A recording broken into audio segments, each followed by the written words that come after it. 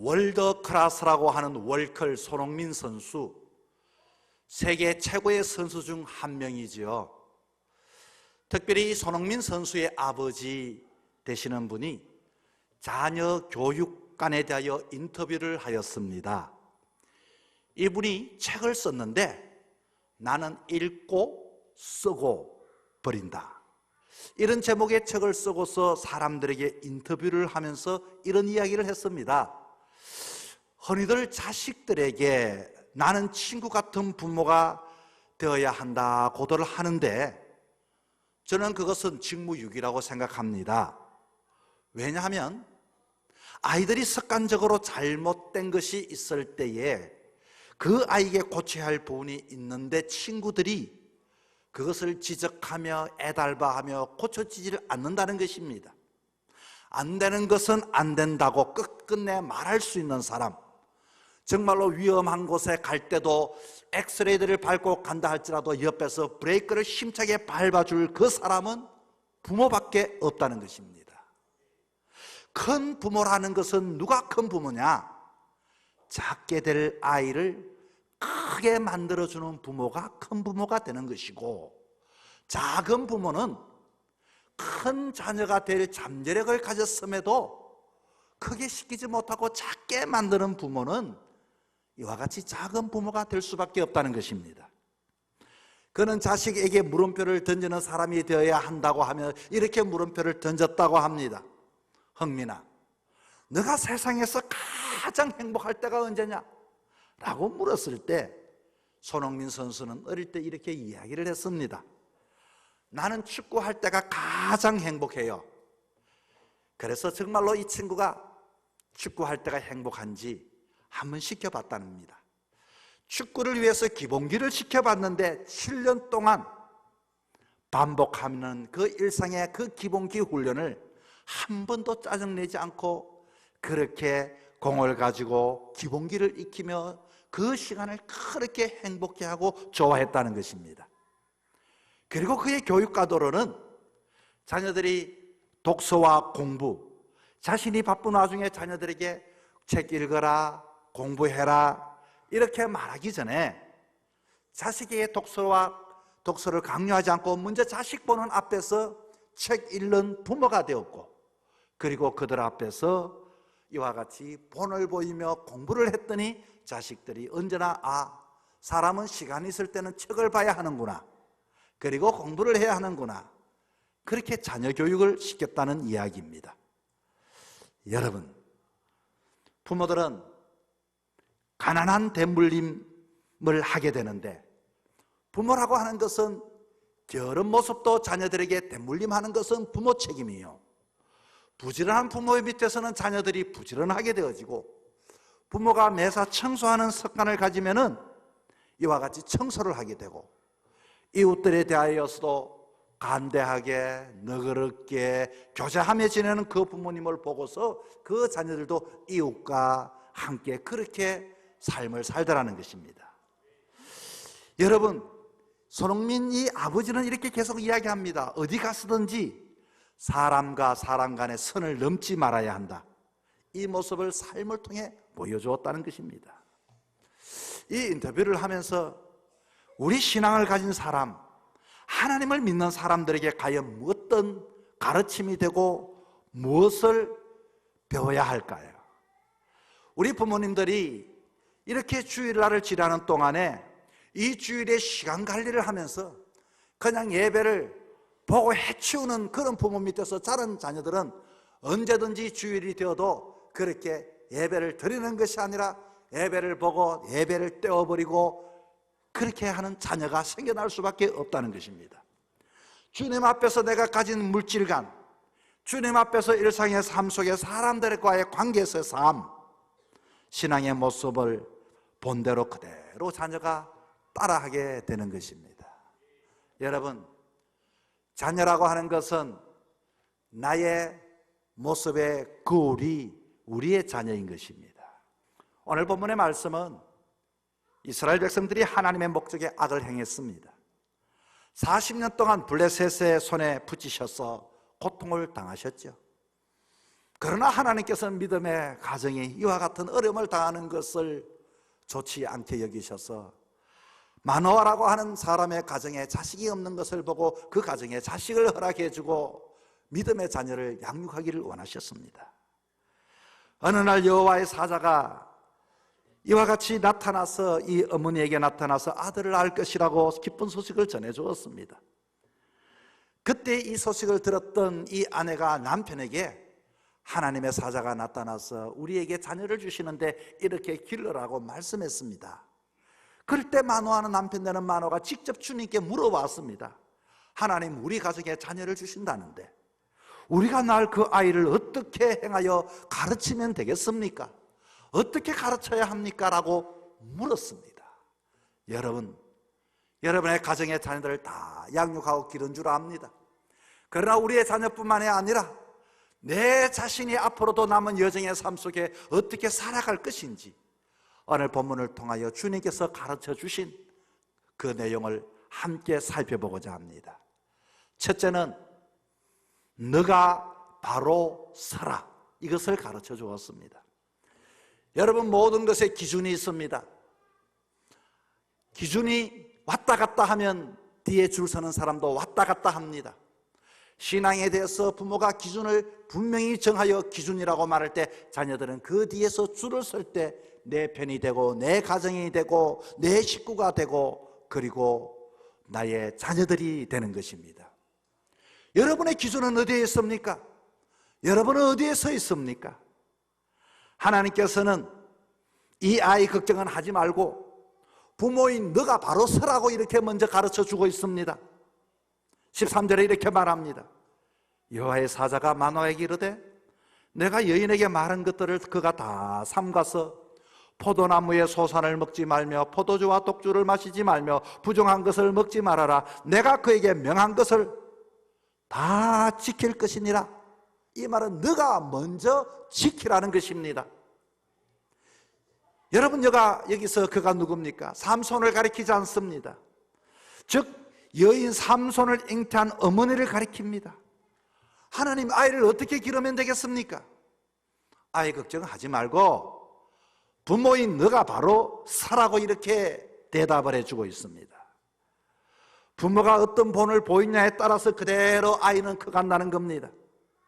부모가 어떻게 이와 같이 사느냐에 따라서 이 아이가 삶을 살아가는 복을 받게 됩니다. 부모가 경건하게 살면 자녀들도 경건하게 삽니다.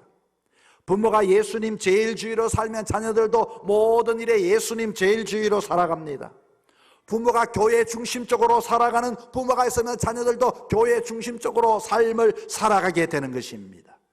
부모님이 어렵고 힘들 때마다 낙담하거나 좌절하지 않고 주님 전에 나와 기도하는 부모가 있으면 자녀들이 어렵고 힘들 때 술집을 찾는 것이 아니라 부모가 본 그대로 하나님께 나와 기도하게 되는 것입니다.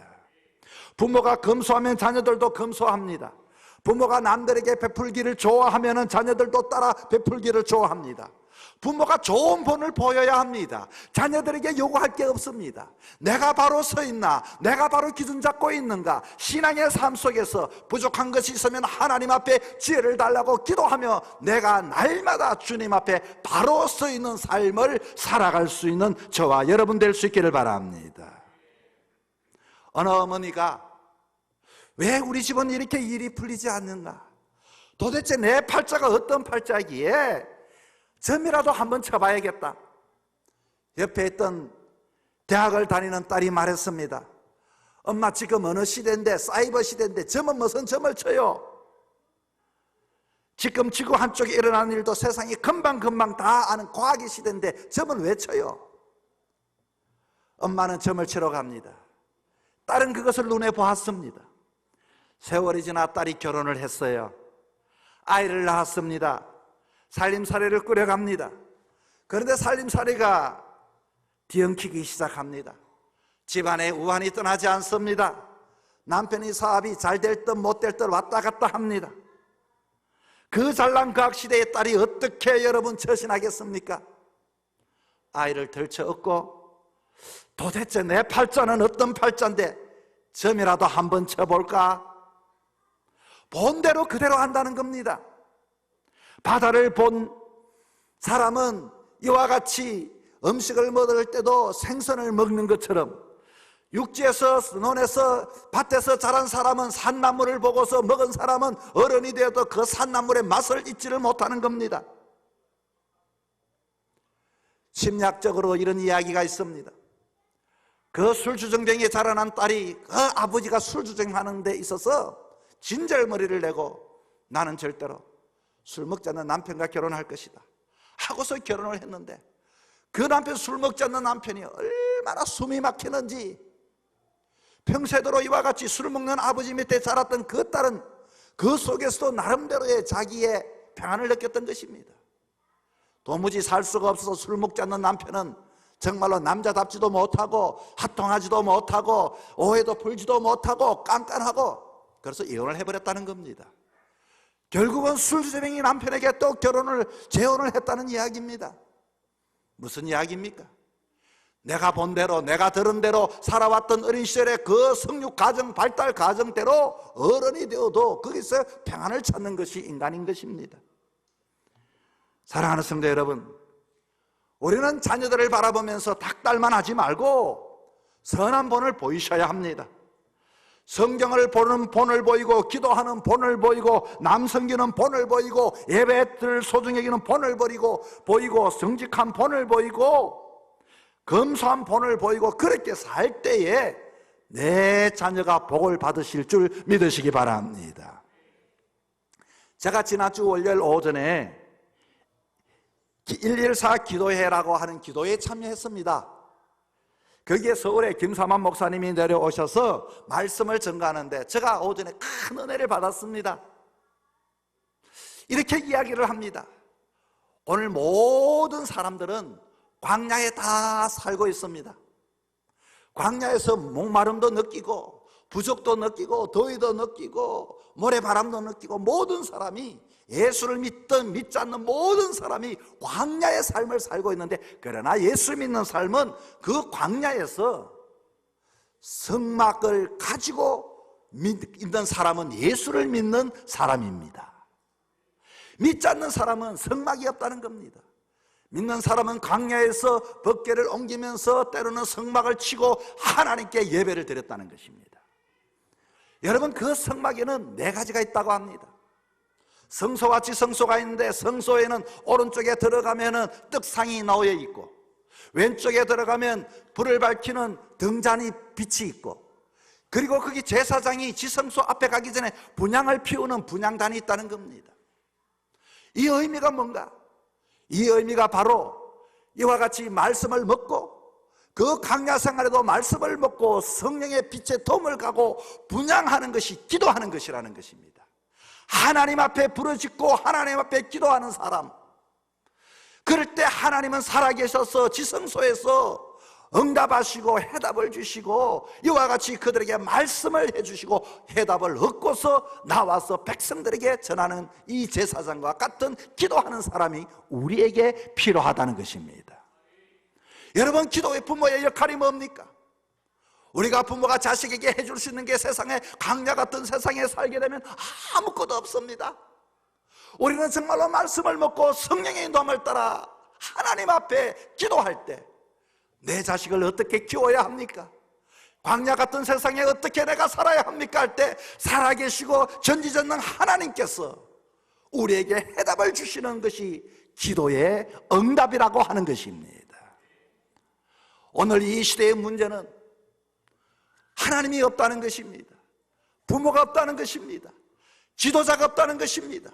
리더가 없다는 것입니다. 두려워할 사람이 없다는 것입니다. 아이들이 자기 마음대로 다 해버립니다. 누구 말도 듣지 않습니다. 교회 와서도 누구의 말도 듣지 않습니다.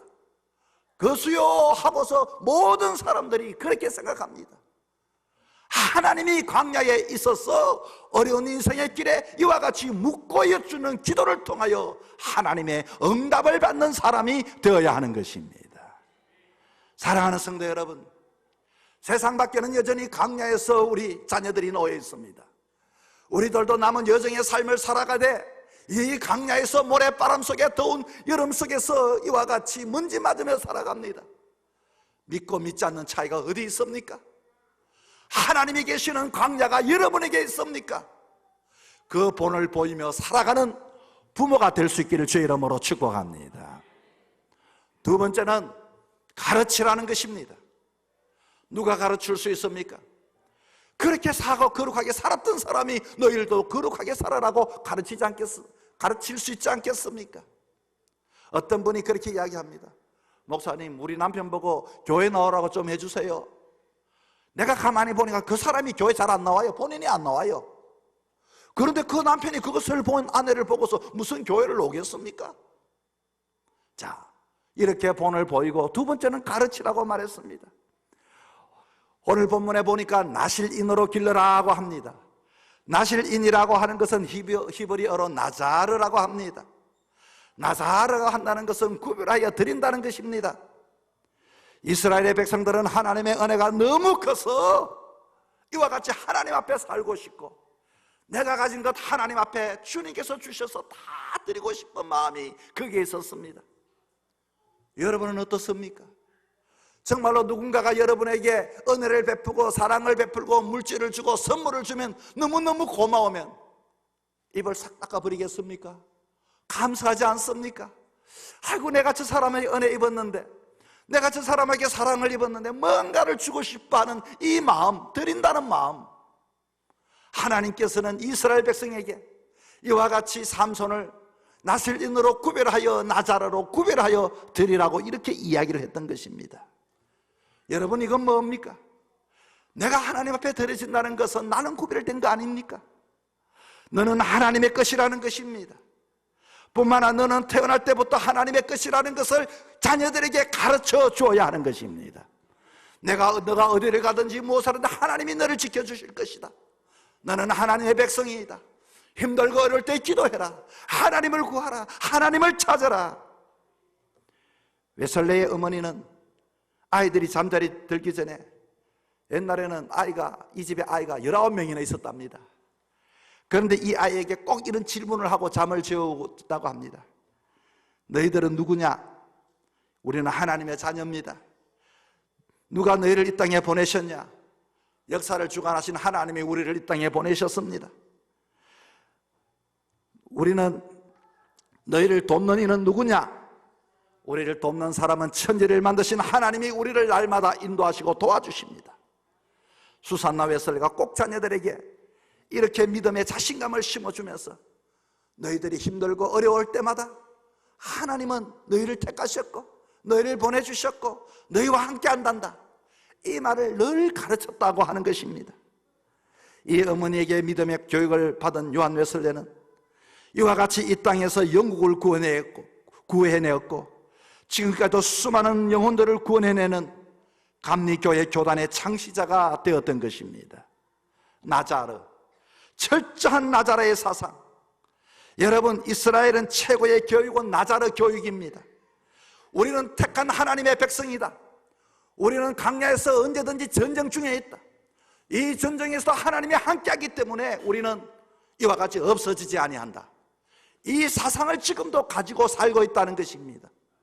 여러분, 최근에 그 이스라엘이라고 하는 작은 나라가 700만 명의 그 나라, 서울 시민만큼의 숫자도 안 되는 그 나라가 8천만 명이나 되는 이란, 헤즈볼라 뿐만 아니라 주변에 그런 그 나라들이 한 나라도 아니고 작은 나라가 네 나라를 상대하여 전쟁하는 거 보십시오.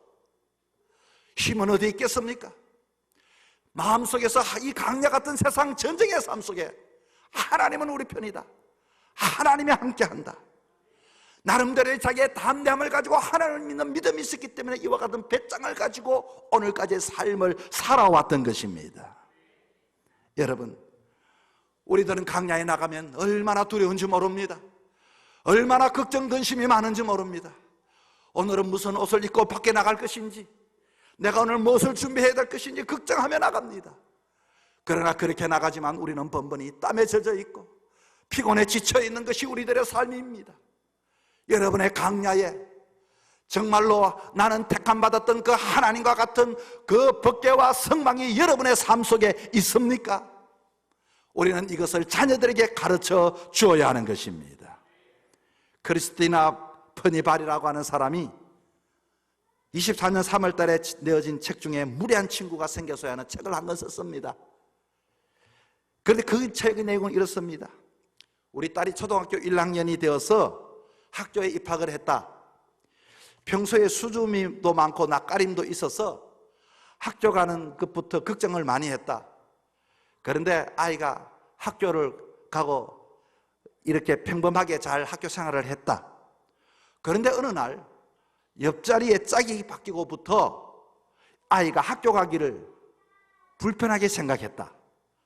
알고 봤더니 학교 짝이 반에서 제일 예쁘고 인기가 많은 친구인데, 그런데 그 짝이 자기에게 너는 눈이 작다, 너는 못생겼다, 입고 있는 옷을 이상하게 입고 있다, 이렇게 이야기를 하기 시작했다는 겁니다. 이 소리를 들었던 주변의 남자친구들이, 직구전 남자친구들도 동참하면서 거기에 얼씬거리며 너 눈이 작아, 너는 얼굴도 못생겼어, 옷도 너 이상하게 입고 와, 이렇게 놀리기를 시작했다는 겁니다. 이 아이가 학교 가기 싫어하는 겁니다. 이 이야기를 듣고서 아이는 너무 속상해해서 자신감을 잃어버린 아이에게 이렇게 이야기를 해 주었습니다. 예쁜 사람은, 예쁜 눈을 가진 사람은 모든 것이 예쁘게 보여. 못난 눈을 가진 사람 눈에는 모든 것이 못나게 보여져. 엄마가 너를 보니까 얼마나 예쁘고 아름답고 참 착하게 그렇게 생겼는데 왜 그 친구는 그랬을까? 혹시라도 그 예쁜 아이가 그렇게 말하면은 그렇게 이야기해 주라고 이야기를 했습니다. 이 아이는 학교에 갔습니다. 여전히 짝이 그렇게 말합니다. 야, 너는 눈이 왜 그렇게 작아? 얼굴은 왜 그렇게 시커매? 너는 왜 그렇게 못생겼어? 우리 엄마가 그러는데, 너는 참 눈이 예쁜데 예쁜 눈을 가진 사람은 모든 것이 예쁘게 보인대, 이 이야기를 해주었다고 하는 것입니다. 그랬더니 그 아이가 다음에는 그 이야기를 전혀 하지 않았다는 겁니다. 집에 돌아와서 엄마, 친구가 그렇게 이야기해서 내가 그렇게 이야기해 주었더니 그 친구가 정말로 예쁜 눈을 가진 것 같아, 이제는 못생겼다고 하지 않아 라고 했다는 것입니다. 하나님은 우리를 예쁘게 만드셨습니다. 하나님은 우리를 귀하게 만드셨습니다. 우리의 자녀들에게 이와 같이 가르쳐 줄 수 있기를 바랍니다. 너는 하나님이 택했다, 너는 하나님의 백성이다, 하나님이 너를 도와주실 것이다. 어디를 가든지 하나님의 백성이라는 것을 가르쳐 주어야 하는 것입니다. 여러분, 아무리 친한 친구 사이에 지켜야 하는 게 경계가 있습니다. 그 선을 지키지 않는 친구는 무례합니다. 세상에는 무례한 친구들이 많이 있습니다. 여러분을 불편하게 하고 언짢게 합니다. 그러나 하나님은 우리를 귀하게 만드셨다는 것을 잊어버리지 마시기를 바랍니다. 마지막으로 자녀를 위하여 어느 어머니의 기도를 소개하겠습니다. 나는 어린 아들의 더러워진 발을 씻기며 주여 언제나 이 발이 깨끗하고 참되며 좁은 길을 걸어가게 하소서라고 기도했으며, 나는 내 아들의 때 묻은 손을 씻기면서 주여 이 작은 손이 지극히 작은 일부터 성실하게 이행하는 손이 되게 하시고 이 작은 손으로 큰 일도 행하게 하시옵소서라고 기도했으며, 나는 내 아들의 더러워진 옷을 빨면서 주여 내 아들의 입은 옷이 영원한 시대를 지나도록 당신에게 인정받는 의의 예복이 되게 하여 주옵소서. 주여 내 아들의 손과 발은 내가 씻길 수 있으나 내 아들의 마음은 내 손으로 씻길 수가 없사오니 당신께 맡기옵니다. 마노아의 기도를 본받으시기 바랍니다. 마노아의 집에 경사가 났습니다. 아들이 생겼습니다. 주여 어떻게 가르치며 이와 같이 행하며 할 수 있겠습니까? 라고 물었을 때 하나님께서 말씀하셨습니다. 너가 바로 서라, 그리고 너가 가르치라. 여러분, 여러분의 삶 속에 이와 같이 여러분의 삶이 바로 세워지고 바로 가르칠 수 있기를 주의 이름으로 축복합니다.